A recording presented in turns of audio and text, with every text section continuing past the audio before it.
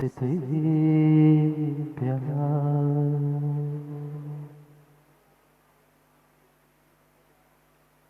श्रीमधुरं गंभीर स्यात्मानोहराञ्जन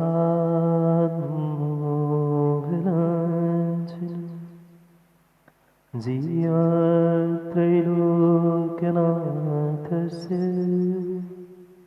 शासनं जिनशासनं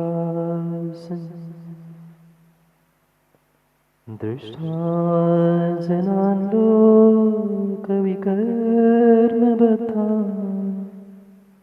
व्यस्तानतो ज्ञानविवेकमन्दा नीतिं सुधाबिन्दुममुं ब्रवीमि लोकान् क्षणेनानन्दं लभन्ता नमो हरिहन्ताळं नमो सिद्धाळं नमो आयरीयाळं नमो वत्सायाळं नमो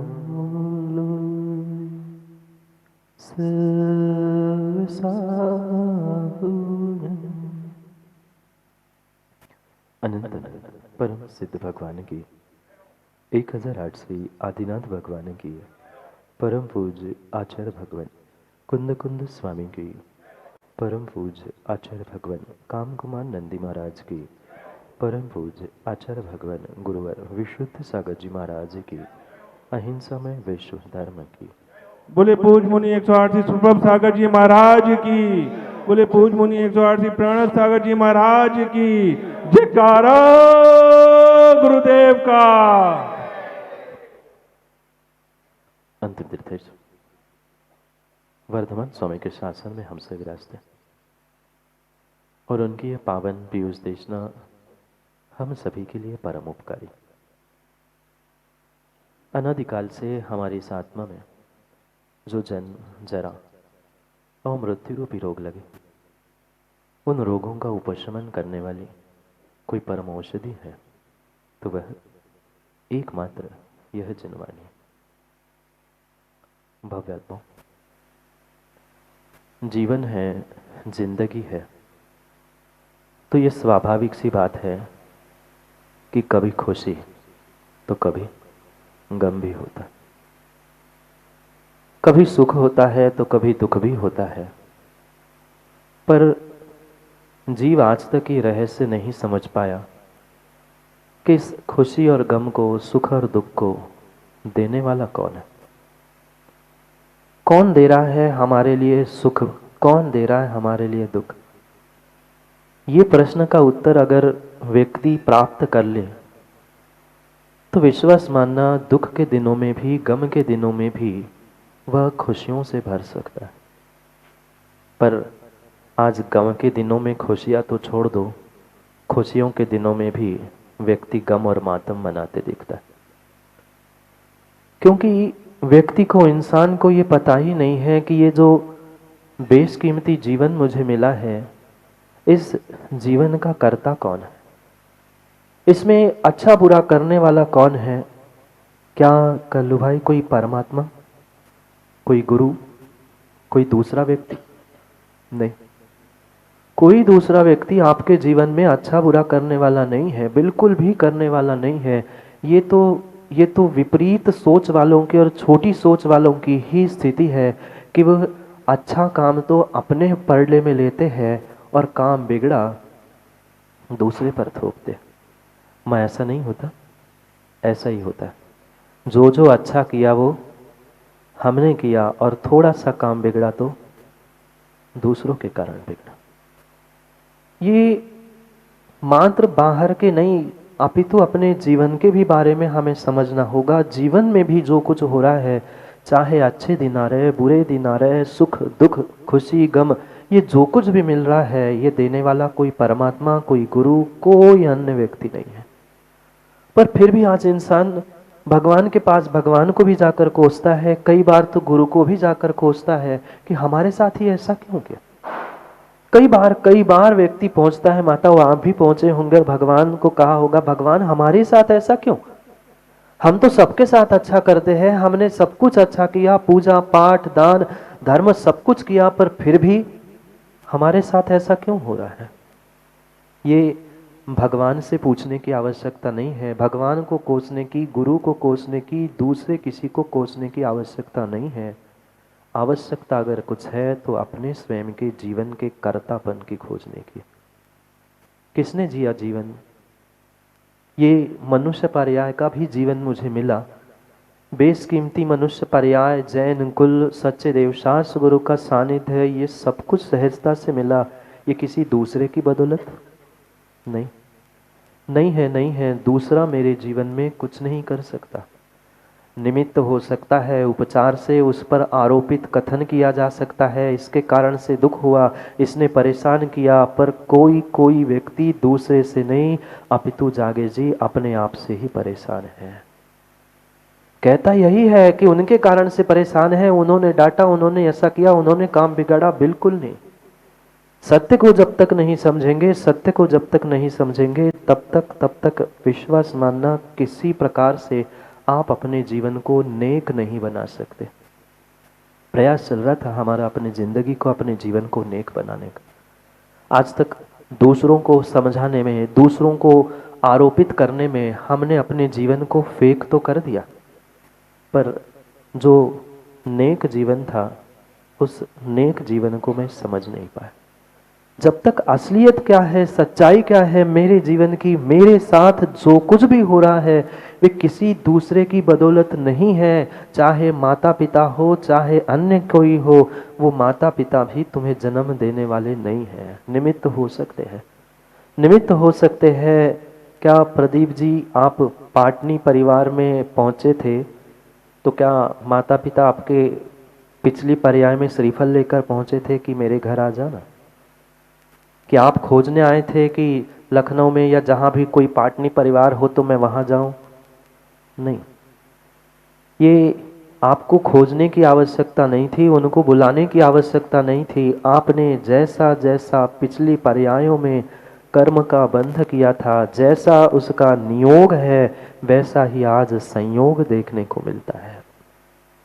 जीव इस सत्य को समझना ही नहीं चाहता। थोड़ा सा कष्ट, थोड़ी सी विपरीत आती है तो माँ आंखों से गंगा जमुना तुरंत बहने लगती है, तुरंत आंखों से गंगा जमुना बहने लगती है। और पता नहीं कितनों को बैठे बैठे आधे एक घंटे में ही हम कोस लेते हैं। उनके कारण हुआ, इनके कारण हुआ, उनको मिलने तो दो, मैं दिखा दूं। पर जब सामने वाला सामने आता है, बोलती बंद हो जाती है। कितना आर्द्र रौद्र ध्यान हम कर रहे हैं कि हम समझा देंगे, इनको समझाएंगे, इनको ऐसा कहेंगे। कहते कहते कहते कई भव और कई पर्याय हमारी बीत गई, पर हम सच्चाई को आज तक समझ नहीं पाए कि हमें ये सुख दुख, अच्छाई बुराई देने वाला कौन है। और जब तक पर सापेक्ष होकर हम जीवन जीते रहे, दूसरे ने दिया, दूसरा करता है, ऐसा ही सोचते रहेंगे, तो कभी कभी हम अपने जीवन में दुख के दिनों में भी खुश नहीं रह सकते। क्यों इतना कष्ट होने पर भी निर्ग्रंथ मुनिराज मुस्कुराते हुए देखते हैं? कितना ही परिचय सहन करे, कितना उपसर्ग क्यों ना हो, पर फिर भी आप देख लेना, क्यों सुबोध जी वो हमेशा ही मुस्कुराते मिलते हैं? क्योंकि उनको सच्चाई का बोध हो चुका है। उनको सच्चाई का बोध हो चुका है, जो भी मैंने किया है वो मैंने ही किया है, दूसरे ने किया हुआ नहीं। आज मेरे जीवन में मेरे शरीर पर या अन्य किसी प्रकार से कष्ट, उपसर्ग, परिचय आ रहे हैं तो पक्का है पिछले दिनों में मैंने ही इसे बांधा था और आज मात्र उदय में आ रहे हैं। और उदय में आ रहे हैं क्योंकि हमने ही बांधे थे। ये सत्य है, जो जैसा करता है उसको वैसा फल मिलता है। भले ही पुण्य के उदय में पाटुदी द्वय, भले ही पुण्य के उदय में जीव समझ नहीं पा रहा है कि हम कर्म के उदय को प्राप्त करेंगे कि नहीं करेंगे, पर ये सत्य है। इसी पर्याय में भी कर्म भोगने को मिलते हैं। अगली पर्याय की छोड़ दो, अगली पर्याय की छोड़ दो, अगली पर्याय की छोड़ दो, अगली पर्याय में आप देखने नहीं जाओगे, मैं बताने नहीं आऊंगा, आपको पता भी नहीं चलेगा कि अगली पर्याय कहाँ, कैसी, क्यों मिली। पर यह ध्यान रखना, इस पर्याय में भी तुम्हें फल मिलेगा, मिलेगा। जीव ये नहीं समझता, जीव कर्मों को दोष देता है, जीव निमित्तों को दोष देता है। पर ध्यान रखना, कर्मों को दोष देने से काम नहीं होगा, व्यक्ति को, गुरु को, प्रभु को दोष देने से काम नहीं होगा। अगर सुधारना है तो अपनी करतुति को सुधारो। कर्म दोषी नहीं है, कोई व्यक्ति दोषी नहीं है। हम स्वयं करतुति सुधारना नहीं चाहते, हम अपने मन वचन काय का सदुपयोग नहीं करना चाहते, उसके कारण से फिर दुख मिलता है और कोसते किसी दूसरे को ही है। ये हमारे जीवन को बनाने वाले, बिगाड़ने वाले कोई अन्य व्यक्ति नहीं है। जीवन को बनाने की शक्ति भी मेरे पास है, जीवन को बिगाड़ने की शक्ति भी मेरे पास है। मैंने जैसा जैसा पिछले दिनों में, पिछले पर्यायों में किया है, ज्ञानियों ध्यान रखना, वैसा वैसा और वैसा ही मेरे साथ होना है। आज व्यक्ति बिलखता है, रोता है, चिल्लाता है कि महाराज जी क्या करें, हम खूब पढ़ते हैं, खूब पढ़ते हैं, खूब पढ़ते हैं, पर याद नहीं होता। याद होगा कैसे, याद होगा कैसे, याद होगा कैसे? जब दूसरे का पढ़ने का समय था, जब दूसरे का पढ़ने का समय था, तुमने हंसी हंसी में, हंसी मजाक में जो कर्म का आश्रव, ज्ञानावरणी, दर्शनावरणी कर्म का आश्रव किया था, उसका फल कहाँ जाएगा? आज हर युवा और अधिकांश माताओं को भी हमने देखा, पहुंचते हैं, महाराज कुछ उपाय तो बताओ, कैसे हम याद करें? हम घंटों घंटों याद करते हैं पर स्मृति में नहीं रहता, भूल जाते हैं। क्यों भूल रहे हो? क्योंकि दूसरों को आपने भुलाने के लिए निमित्त बनाए थे। जो ज्ञान के साधन थे, जिनवाणी थी, पेन था, कॉपी थी, टेबल थे, आदि आदि का आपने दुरुपयोग किया था। फिर दूसरों को कोसने से काम नहीं होगा। कई बार ऐसा होता है नहीं, आप पेन से लिखते लिखते पेन बंद हो जाता है, कान खुजा रहा था, उससे ही कान खुजा लिया। एक क्षण में, एक समय में ज्ञानावरणी, दर्शनावरणी का आश्रव बंद हो गया। हम बहुत हल्के में लेते, बहुत लाइटली लेते, तो कान खुजा रहा था सो हमने खुजा लिया। पर तुमने वह पेन, पेंसिल जो ज्ञान का साधन था, ज्ञान का उपकरण था, उसका दुरुपयोग किया, और उसका दुरुपयोग ही तुम्हारे लिए ज्ञानावरणी और साथ में दर्शनावरणी का भी आश्रय बंद करेगा। एक नहीं, ऐसे एक एक दृष्टांत, एक एक कर्मों के समझाने लग जाओ ना, तो शायद पूरा 4 महीने का समय इसी में ही बीत जाएगा कि कैसी कैसी करतूती और कैसे कैसे हरकतें जीवने की है। बाद में माताओं, बिलखने से कुछ नहीं होता, बाद में बिलखने से कुछ नहीं होता। बिलखना तो पड़ेगा, बिलखना तो पड़ेगा। अगर आज नहीं समझोगे तो ध्यान रखना, आने वाले दिनों में भी बिलखने के अलावा कुछ नहीं मिलेगा। पुण्य के उदय में पुण्य का और अपने जीवन का दुरुपयोग मत करो, अपने जीवन का दुरुपयोग मत करो। ये जीवन, ये मन वचन का, ये पर्याय, ये सब कुछ मात्र और मात्र हमें धर्म ध्यान करने के लिए मिली थी। पर कितना धर्म ध्यान और कितना आत्र रौद्र ध्यान हम धर्म के निमित्त से करते हैं। व्यक्ति समझ नहीं रहा है हंसराज जी, कर्म का उदय जब आएगा ना, दर दर की ठोकरें खाते हुए भी उन्हें समझ में नहीं आएगा कि हमने क्या करतूतें की थी। ये सत्य है। जो दूसरे के अच्छे कार्यों में विघ्न करता है, माँ, जो दूसरे के शुभ कार्यों में, कुशील कार्यों में विघ्न करता है, उसके लिए अंतराय कर्म का आश्रय बंद होता है। पर आज ऐसे जीव है, उनको उसकी परवाह ही नहीं है। कहते देख लेंगे, अभी तो नहीं आ रहा ना, जब आएंगे तब देख लेंगे। पर ध्यान रखना, आप देख ही सकते हो, पर उसमें सुधार होना संभव नहीं है। और सच्चे देव, शास्त्र, गुरु के समीप बैठकर अरविंद जी किसी ने कर्म बंध किया है ना, तो निधत्ती निकाचित जैसा कर्म बंध जो कभी बदलता नहीं, संक्रमण, उत्कर्षण, अपकर्षण, बदलाव नहीं होता, ऐसा कर्म का बंध सच्चे देव, शास्त्र, गुरु के समीप जो कर्म बांधता है उसके लिए होता है। कितना ही तुम दूसरों को कोच लेना, ये मत कह देना हम तो पूजा पाठ करते हैं, यहाँ तो आधा घंटा पूजा पाठ किया और बचे हुए 23.5 घंटे पापों में, विषयों में, भोगों में, कसायों में, राग द्वेष में हम व्यतीत कर रहे हैं।